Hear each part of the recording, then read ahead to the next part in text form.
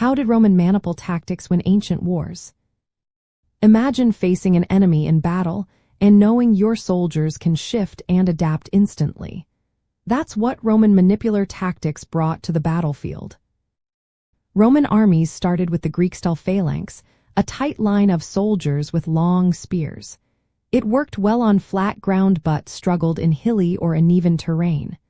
After losing battles in the Samnite Wars, Romans changed their approach. They created a new system called the manipular formation. A maniple was a small group of about 120 soldiers. These groups were part of a larger Roman legion. The word maniple means a handful, which shows how manageable these units were.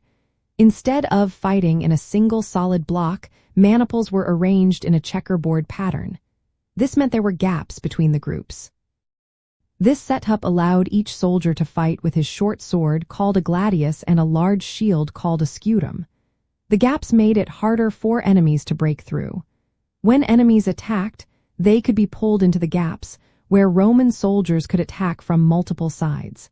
This made the manipular system both flexible and deadly. The Roman army used 3 lines of maniples.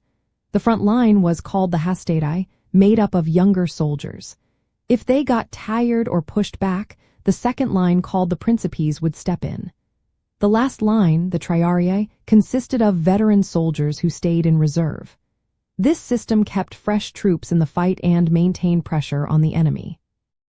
Roman soldiers trained to fight in different formations, either spread out or close together. This made them adaptable to many terrains, from hills to forests. The equipment also helped. The pila, or throwing spears, could be hurled at enemies before closing in with the gladius. Over time, the manipular system was replaced by the cohort, but during the Roman Republic, it was a game-changer.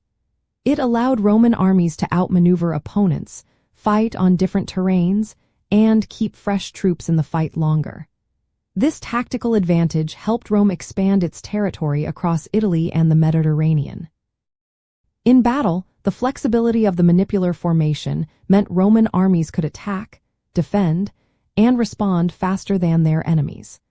Discipline and organization combined with these tactics made Rome a dominant military power. The success of the manipular system shows how smart planning and organization can shape history and lead to victory.